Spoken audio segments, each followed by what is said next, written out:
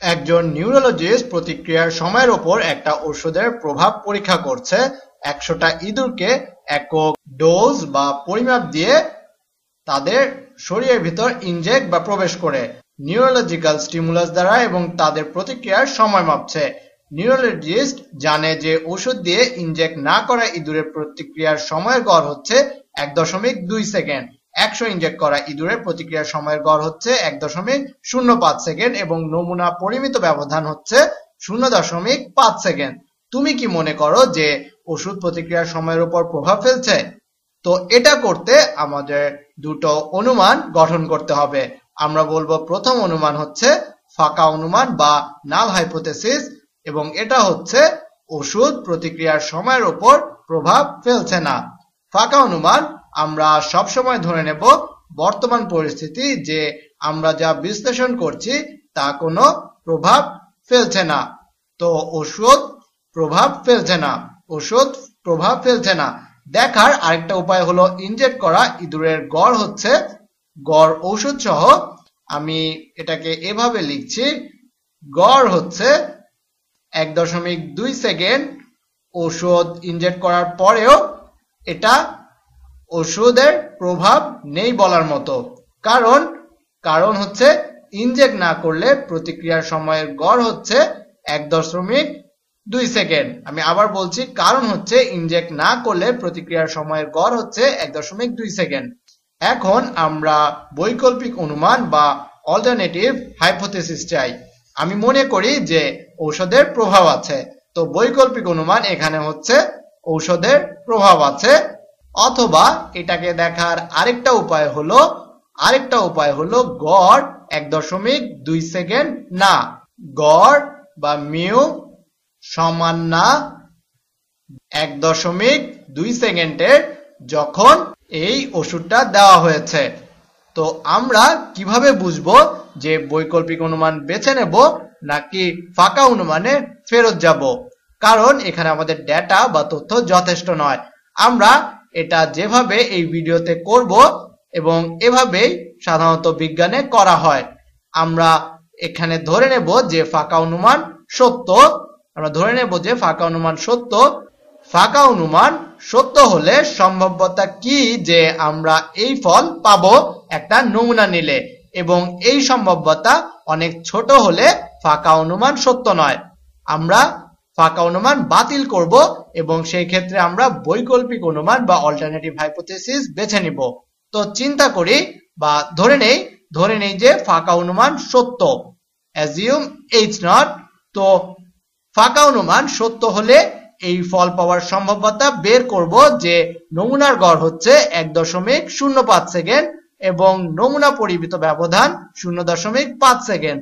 তো দেখতে চাই, তো ফাঁকা অনুমান সত্য হলে বের করব সম্ভাব্যতা, আসলে এটার সম্ভাব্যতা বের করব না, এটার মতো অথবা এটার চেয়ে প্রচন্ড বেশি পরিসংখ্যান পাওয়ার সম্ভাব্যতা বের করব। তো এখন সম্ভাব্যতা কত? চিন্তা করতে আমরা একটা নমুনার বন্টন নিচ্ছি।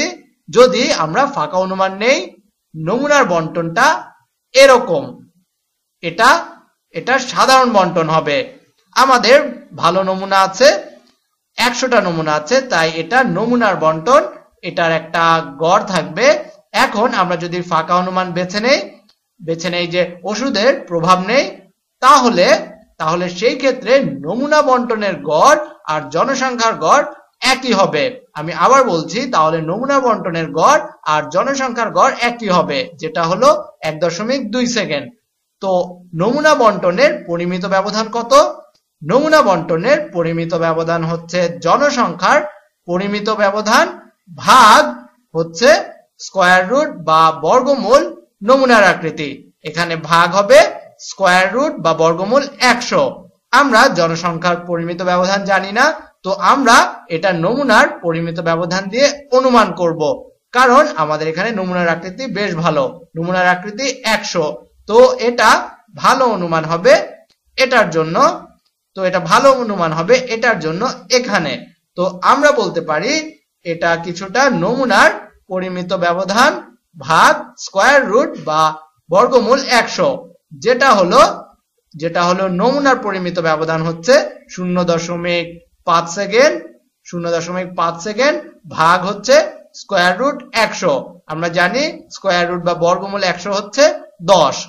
তো 0.5 ভাগ 10 হচ্ছে 0.05। নমুনা বন্টনের নমুনা পরিমিত ব্যবধান হচ্ছে আমরা এখানে একটা টুপি দিচ্ছি, কারণ আমরা জনসংখ্যার পরিমিত ব্যবধান নমুনার পরিমিত ব্যবধান দিয়ে অনুমান করেছি। 0.5 ভাগ 10 হচ্ছে 0.05। তো এভাবে চিন্তা করি 1.5 সেকেন্ড পাওয়ার সম্ভাব্যতা কত। আরেকভাবে চিন্তা করা যায়, গড় থেকে কতগুলো পরিমিত ব্যবধান দূরে 1.5 সেকেন্ড, এবং সম্ভাব্যতা কত গড় থেকে এতগুলো পরিমিত ব্যবধান দূরে। তো কতগুলো পরিমিত ব্যবধান দূরে সেটা আমরা আগে বের করি। আসলে আমরা মূলত এখানে জেড স্কয়ার বের করছি। জেড স্কয়ার এটার জন্য আমরা এখানে একটা সুন্দর রং নেই, কমলা আমরা এখনো ব্যবহার করিনি। তো জেড স্কয়ার এটা জেড পরিসংখ্যান হিসাবে দেখতে পারো, কারণ এটা এগুলো থেকে উৎপাদিত করছি। তো জেড পরিসংখ্যান আমরা গড় থেকে কত দূরে আছি, গড় হচ্ছে 1.2, আর আমরা 1.05 বিয়োগ করছি, কারণ আমাদের পজিটিভ বা ধনাত্মক মান লাগবে। আমরা এত দূরে আছি আর পরিমিত ব্যবধান লাগলে আমরা নমুনার বন্টনের পরিমিত ব্যবধানে সবচেয়ে ভালো অনুমান দিয়ে ভাগ করব। আমি আবার বলছি, পরিমিত ব্যবধান লাগলে আমরা নমুনার বন্টনের পরিমিত ব্যবধানে সবচেয়ে ভালো অনুমান দিয়ে ভাগ করব, যেটা হচ্ছে 0.05। তো এটা হচ্ছে 0.05, আর এটা হলো জেড হলো 1.2 বিয়োগ 1.05 হচ্ছে 0.15। 0.15 হলো লব ভাগ হর 0.05। এই ফল এখানে হচ্ছে গড় থেকে, এই ফল এখানে হচ্ছে গড় থেকে 3 পরিমিত ব্যবধান দূরে। আমি এখন এটা এঁকে নিচ্ছি। যদি এটা গড় হয় 1 পরিমিত ব্যবধান, 2 পরিমিত ব্যবধান, 3 পরিমিত ব্যবধান, ধনাত্মক দিকে একটু ভিন্ন আঁকছি কারণ এটা খুব একটা ভালো বেল কার্ভ ছিল না। 1 পরিমিত ব্যবধান, 2 পরিমিত ব্যবধান এবং 3 পরিমিত ব্যবধান ধনাত্মক দিকে, তারপর 1 পরিমিত ব্যবধান, 2 পরিমিত ব্যবধান, 3 পরিমিত ব্যবধান ঋণাত্মক দিকে। তো এই ফল এখানে 1.05 সেকেন্ড, যেটা আমরা 100 দূরের জন্য পেয়েছি। এখানে 3 পরিমিত ব্যবধান গড়ের নিচে। তো আন্দাজে বা অনুমানে প্রচন্ড এই ফল পরিসংখ্যান পাওয়ার সম্ভাবনা কত? যখন আমি প্রচন্ড এই ফলের কথা বলছি, আমি এটার চেয়ে কম বা প্রচন্ড এই ফল পজিটিভ বা ধনাত্মক দিকে, 3 পরিমিত ব্যবধানের বেশি, তাহলে এই ফলের চেয়ে প্রচন্ড পরিসংখ্যান পাওয়ার সম্ভাব্যতা হচ্ছে এই বর্গক্ষেত্র বেল কার্ভের নিচে, পজিটিভ দিকে ও নেগেটিভ দিকে, অর্থাৎ ধনাত্মক দিকে ও ঋণাত্মক দিকে। এটার সম্ভাব্যতা কত? এখন আমরা এম্পিরিক্যাল নিয়ম থেকে জানি 99.7% সম্ভাব্যতা হচ্ছে 3 পরিমিত ব্যবধানের ভেতরে। তোমরা জেড টেবিল দেখতে পারো, কিন্তু 3 পরিমিত ব্যবধান হচ্ছে একটা সোজা সংখ্যা যা খুব সহজেই মনে রাখা যায়। তো এই বর্গক্ষেত্র যেটা আমি লালচে কমলায় করছি, এই বর্গক্ষেত্র এখানে হচ্ছে 99.7%। তো এই দুটো ম্যাজেন্টা বা গোলাপি বর্গক্ষেত্র কত? এটা হলো 99.7%। তাহলে এই দুটো একসাথে হলো 0.3%। তো এই দুটো একসাথে হলো 0.3%।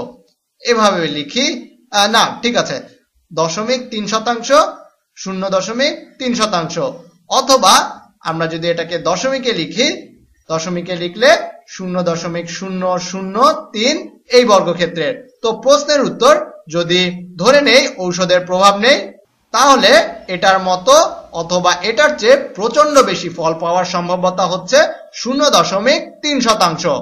300-র ভেতরে 1-এর কম। তো যদি ফাঁকা অনুমান সত্য হয়, তাহলে 1/300 সম্ভাব্যতা আছে এটার মতো অথবা এটার চেয়ে প্রচন্ড বেশি ফল পাওয়ার। তো আমার মতে এই ফলটি বৈকল্পিক অনুমানের দিকে ঝুঁকছে।